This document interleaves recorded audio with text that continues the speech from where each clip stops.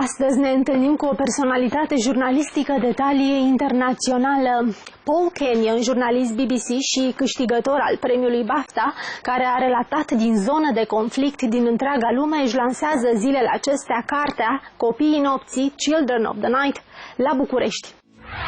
Paul Kenyon, thank you for joining me. When did you realize exactly that you can write this wonderful book, Children of the Night? Well, I've always had a very strong passion for Romania and the Romanian people, which started when I first met the woman who I fell in love with in Bucharest in 1994. So that's when I realized I had a very deep passion for Romania. But I realized I could write about it. I'll tell you why, because I used to get very cross when people said, all we know about Romania is orphans and Ceausescu and Dracula. And I used to say, there's so much more to it, my God. I mean, this has such a sophisticated history. There was a sort of Belle Epoque here, and they had Queen Maria, and they had all these beautiful parties for literary figures and things. And I said, you need to know the real essence of Romania is well beyond what you can imagine. Did you find the real essence? It's a very good question, because other people say, what is the essence of Romania? And I think it's about being an outsider, because you are an island, if you like, of Latinity, surrounded by Slavs. I think that you feel like outsiders to the rest of Europe, which is a good thing. I love outsiders. I'm an outsider. Very creative, people who have a bit of a temper, perhaps a Latin temperament, so passionate about things, but also dreamers. People who are, that's why you have got so many amazing literary figures and artists. So that's sort of the ability to think beyond normal realms is what excites me about Romania. What's your first memory about Romania? Or maybe the first connection with Romania?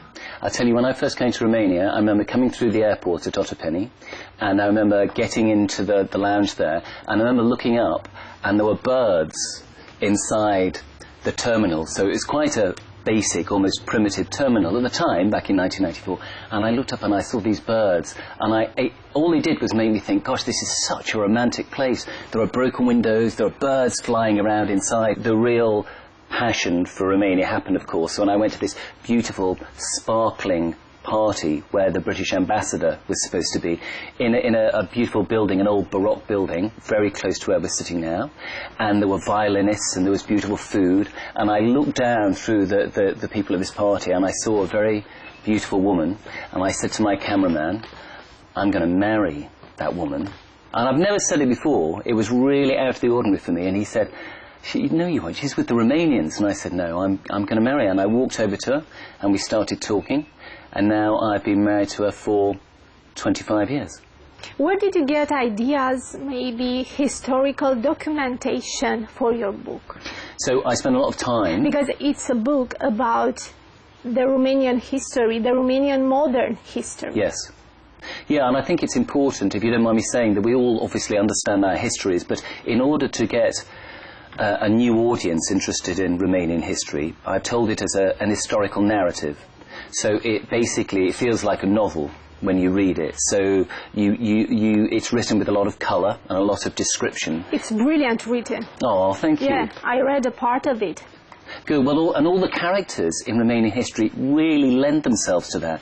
There's nobody who's kind of narrow and conservative. People are big and bold and full of life. And whether you're talking about some of the fascist element like Antonescu and Codreanu, who are amazingly colourful characters, or even when you get to the communist times, you're talking about Ana Pauca and Gorgio Dej. You know, there are people, they've got so much life about them, they're great for me to write about. Yeah, because Children of the Night, it's also a personal discovery of extraordinary Romania, but at the same time, it's a book about the private vices and kleptocratic tendencies of Romanian dictators. Yeah. Which story about Romanian dictators have most influenced you, or let's say, your writing? That's a really good question.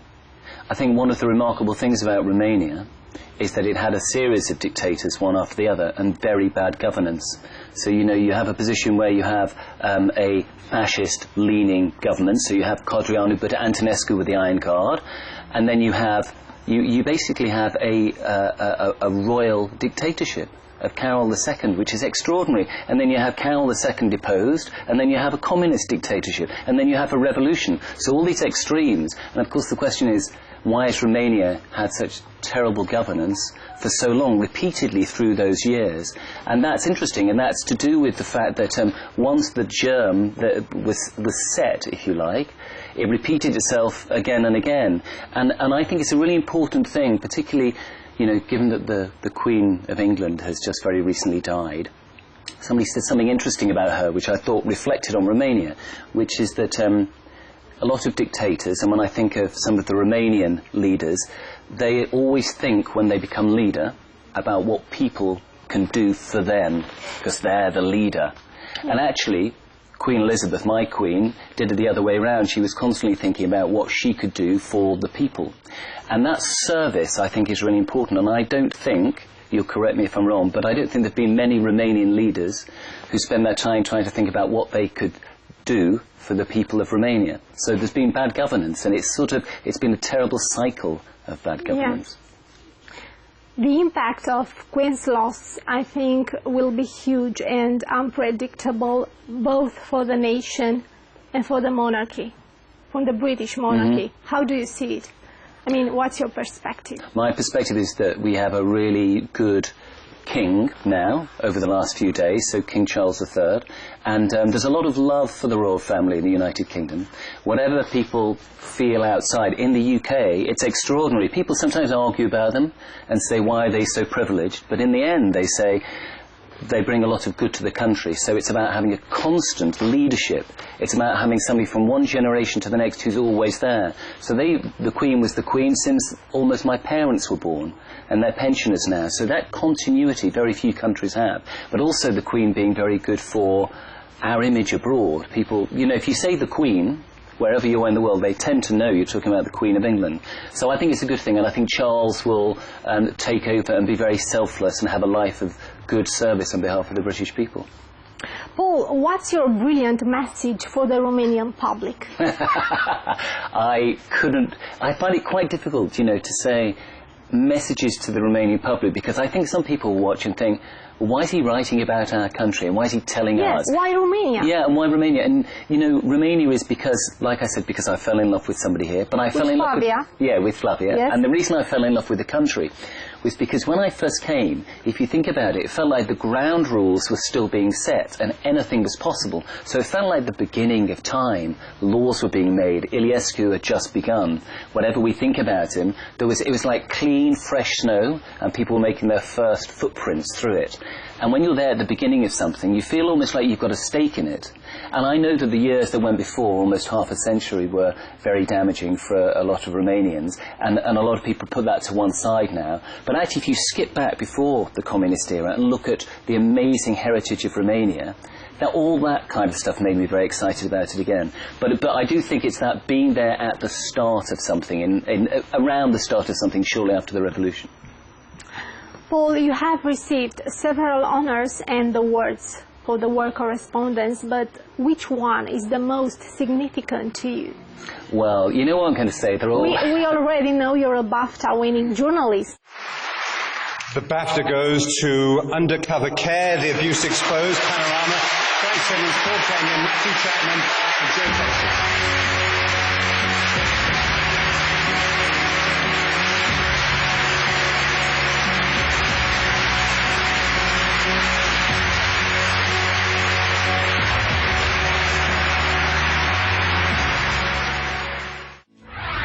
Well, they're all very significant to me, seriously, and I actually get the most pleasure from doing foreign stories, and I got a lot of pleasure from doing a series of, well, pleasure is probably overstating it, I got a lot of satisfaction from doing a series of stories about African migrants leaving the continent of Africa, particularly from West Africa, coming across the Mediterranean, risking their lives to get to Europe.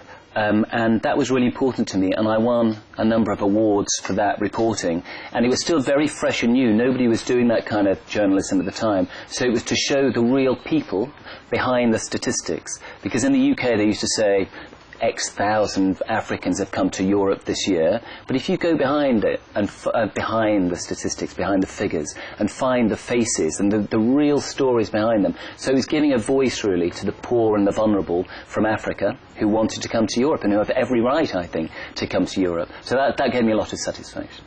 Many years ago, you made a trip to Africa, and I remember you filmed maybe the most dangerous migration route from Ghana to Burkina Faso and into then, Niger. Yeah, and then into Libya. Yes. And yeah, you're absolutely right. And the dangerous bit, funnily enough, it was during Gaddafi, so when Gaddafi was the dictator, and incidentally, of course, Gaddafi was quite a big friend of Ceausescu, so there are a lot of links there which I was really excited about, and it gave me an anchor back to Romania.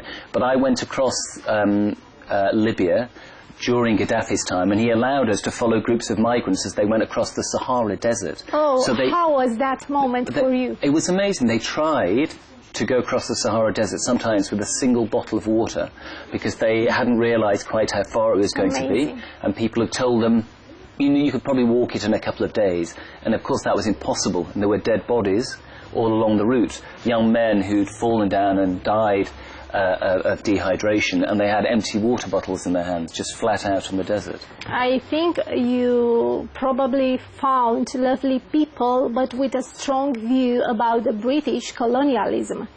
Yeah, that's true, actually. Particularly in West Africa, when I would say to people, why do you want to come to the UK? And they would say, we feel a special link. And we also think that not only were we part of your empire, but you once came to us, and you took our gold, and you took our oil, and you took our precious gems. So now we want to come back, and we want to be invited into your country, and we want to be welcomed. One of them said to me once, you taught us the route. You came in from London, down our coast to Africa, and you stole things, and now we're coming back on the same route to see you. What makes a good story? Because I really believe you are a figure in journalism and international correspondence today. I think really important is to get away from the headlines and try to find the individual stories behind them. So the human stories behind this, including all the stories in the book from Romania, once you start distilling something down to a man or woman that we all know and we all understand, and to what happens to them day after day, and then something extraordinary happens in their lives, that's something that resonates with people. That's when people start to take a notice, because they identify it with themselves and they think, that could be me, I'm this small person, or they may be an important person in their own group, but when something exceptional happens to them. So particularly in war, you know, I spent a lot of time in Ukraine at the beginning of the war this time. I know. Yeah. And all the way through. And actually, the stories that I tried to tell were to find pensioners or people who are quite vulnerable and tell the war from their perspective. So, you know, an elderly grandparent looking out of their tower block in somewhere like Slaviansk, which is in Donbass, and looking out and seeing the Russian missiles come in, that's much more interesting for me than just constantly showing scenes of fighting on the front. But, you know, most people aren't interested in the actual soldiers. They're interested in the everyday lives of nice, normal, decent folk and what happens to them. What's your personal discovery about the Romanian society today?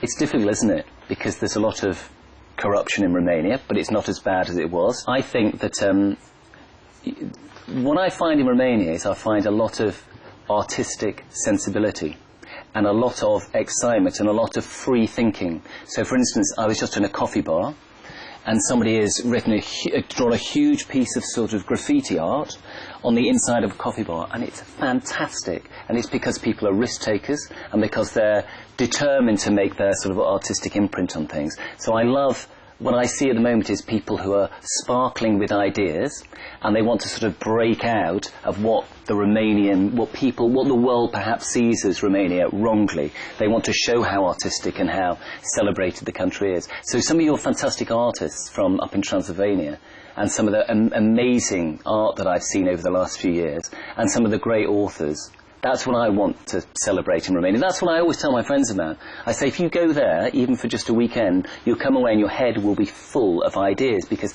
people there have ideas.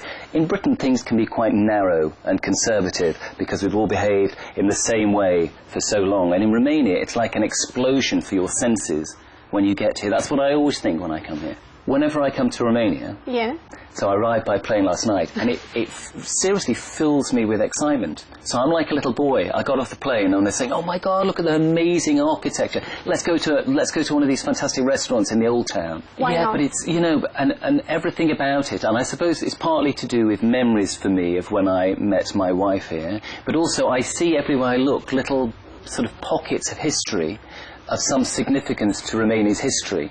So, you know, the balcony from where Ceausescu made his speech, or when I go to Transylvania and I start looking around, obviously Bran Castle, and we all know about that. So, you got that chemistry, I think, with Romanian society. Yeah, because I know the other thing I was going to say, sorry.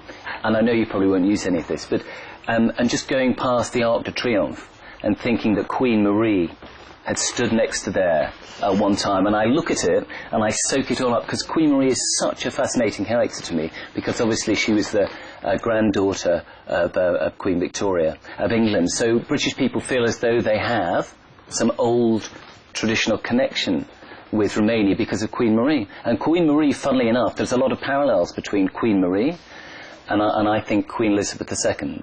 And that is that this idea of service and wanting to give and wanting to, you know, when Queen Marie went down in the Second Balkan War, so she went down and started treating the Romanian troops with no care about her own safety, and giving them medicine and holding their hands whilst they died, and wearing a sort of her nurse's outfit and doing everything that she could. And you know, that was the moment when she said, "Everything changed for me, and I realised that I had a mission, and my adopted country was more important than my birth country, and from now on I was Romanian," which I think's just amazing. She made that transformation when she found that she could give care and assistance to the Romanian troops. You also wrote a book, Dictatorland, The Man Who Stole Africa. And that book must have involved, let's say, a certain way of living and feeling Africa. Yeah, I spent a lot of time there, and I looked for the similar kind of stories about the vulnerable people who were trying to make their mark and trying to break out of a cycle of corruption.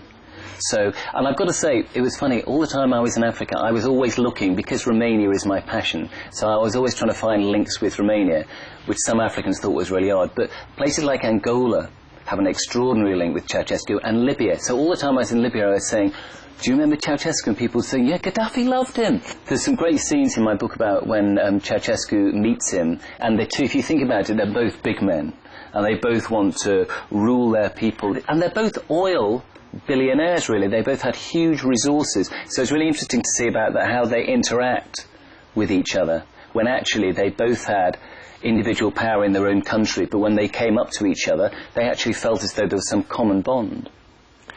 Paul, I'm the Romanian reader. Why should I buy this book? Because it's brilliant.